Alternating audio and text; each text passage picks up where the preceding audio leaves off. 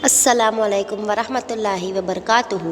जनाब Babubhai सोपारीवाला girls primary school, कक्षा 8, विषय हिंदी, विषयांक परीक्षा लक्ष्य पुनरावर्तन।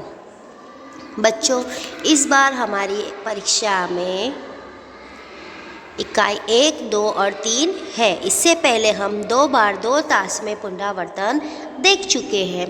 अब हम उसके आगे का पुनरावर्तन देखेंगे जो हमारी परीक्षा के लिए ज़रूरी है, जो आपको ध्यान से देखना और समझना है। ध्यान दीजिए। निम्नलिखित प्रश्नों के उत्तर 2-2 वाक्यों में लिखिए। नंबर 1, प्रश्न 1, कविता के अनुसार अब तक किन चीज़ों का बंटवारा हो चुका है? जिसका उत्तर है, कविता के अनुसार अब तक मंदिर, मस्जिद और गिरजाघर ने भगवान का बंटवारा हो चुका है। इसी तरह भिन्न भिन्न देशों के रूप में धरती और सागर भी बांट लिए हैं। प्रश्न नंबर 2, किसकी मुस्कान को कोई रोंद नहीं पाएगा? जिसका उत्तर है, सर्वत्र समानता का भाव फैलने पर लोगों में परस्पर अपनत्व की खुशी होगी, तब कोई किसी पर जुल्म कर उसकी मुस्कान रोंद नहीं पाएगा। आगे प्रश्न 3, हरी भरी धरती को कौन सी परिस्थितियां रेगिस्तान में बदल सकती है? वर्षा के लगातार अभाव और भूकंप के तेज झटके धरती की हरियाली नष्ट कर सकते हैं। प्रकृति के ये रौद्र रूप हरी भरी धरती को रेगिस्तान में बदल सकते हैं। प्रश्न नंबर 4, उजाले को बंदी बनाने का क्या अर्थ है? उजाले को बंदी बनाने का यह अर्थ है, अभी धनवानों के घर में ही उजाले दिखाई देते हैं, गरीबों की झोपड़ियों में नहीं। प्रश्न नंबर 5, यह कविता हमें क्या संदेश देती है? यह कविता विश्व के लोगों को सभी तरह के भेदभाव भुलाकर मेल मिलाप से रहने की सीख देती है। यह सभी प्रश्नों के उत्तर आपको अपनी हिंदी की कॉपी में सुंदर स्वच्छ अक्षर में जोड़ने का ध्यान रखते हुए 3-3 बार लिखने हैं और याद भी करने हैं। आगे देखिए, नीचे दिए गए डायरी के अंश का अपनी मातृभाषा में अनुवाद कीजिए, यानी कि गुजराती में अनुवाद कीजिए। देखिए, आज दिनांक 10 अगस्त 2011, रात को नींद नहीं आ रही थी। आज तारीख 10 ऑगस्ट 2011, रात्रे ऊँघ आवती न होती। खुशी का ठिकाना न था। कब सुबह हो जाए इसका इंतज़ार था। स्कूल से सैर जाने के लिए आनंद के कल्पना करते करते मुझे नींद आ गई। આનંદનો પાર નહોતો, ક્યારે સવાર પડે તેની રાહ જોતો હતો। સ્કૂલમાંથી પર્યટનમાં જવાના આનંદની કલ્પના કરતાં કરતાં મને ઊંઘ આવી ગઈ। बड़े सवेरे 4 बजे अलार्म बजा और मम्मी की आवाज़ आई, राकेश उठो, 4 बज गए। वहेली सवारे 4 वागे अलार्म वाग्यो અને મમ્મીનો અવાજ સંભળાયો, રાકેશ ઉઠ, 4 વાગી ગયા। मैं आनंद तथा उत्साह से उठा। मन में डर भी था कि मास्टर जी डांटे नहीं।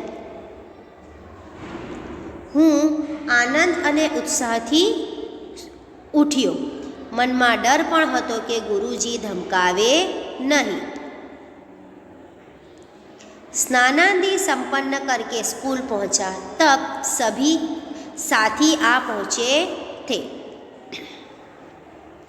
स्नान वगैरह पतावीने स्कूले पहुँच्यो, બધા સાથીઓ આવી પહોંચ્યા હતા। मास्टर जी ने सबको बस में बैठाया और हम सैर के लिए निकल पड़े। गुरुजीए सौने बस में बेसाड़िया और अमे पर्यटन माटे निकली पड़िया। यह फकरा भी आपको एक बार हिंदी की कॉपी में लिखना है। आगे देखिए, दिए गए परिच्छेद का हिंदी में अनुवाद कीजिए। इससे पहले हमने क्या देखा? गुजराती अनुवाद। अब हम हिंदी अनुवाद देखेंगे। देखिए, हिरण नदीની પશ્ચિમ બાજુએ સૂરજદાદા વિદાય લઈ રહ્યા છે. સંધ્યા ટાણે પંખીઓના ટોળા પોતાના માળા ભણી ઉડી રહ્યા છે.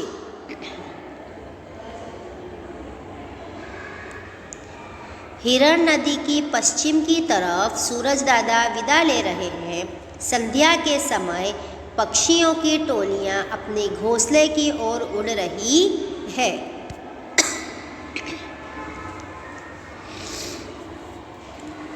ભેંસોનું ખાંડું અને ગાયોના ધણ પોતાના માલિકના ઘર ભણી વળી રહ્યા છે ત્યારે ઝરમર ઝરમર વર્ષાની શરૂઆત થઈ. સૌ અસહ્ય ગરમીની પીડામાંથી મુક્તિનો આનંદ લઈ રહ્યા હતા.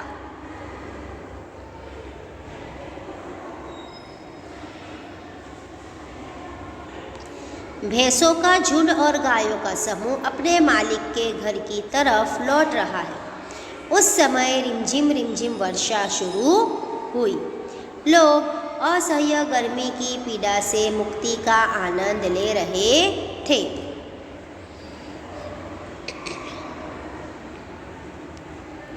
માત્ર માનવ જ નહીં, પશુ પક્ષી અને જીવજંતુઓ પણ શાતા અનુભવવા લાગ્યા.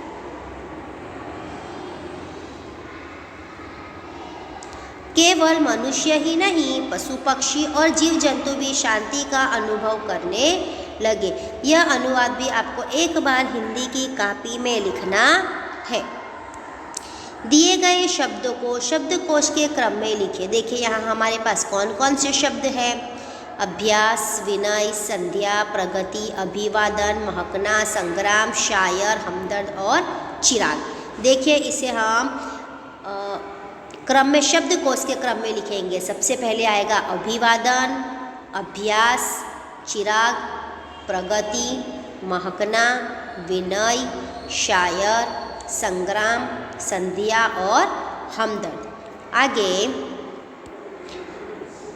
यहाँ पे हमारे पास कुछ और शब्दकोश के क्रम है. देखिए, प्यासी, चट्टान, सागर, इंसान, वितान, ऊपर, रेगिस्तान, मंजिल, घाटी, गिरजाघर, मुस्कान, चट्टान, उदास और बंदी.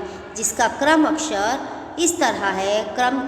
शब्दकोश के क्रम के हिसाब से आंगन, इंसान, उदास, ऊपर, गिरजाघर, घाटी, चट्टान, प्यासी, बंदी, मंजिल, मुस्कान, रेगिस्तान, वितान और सागर.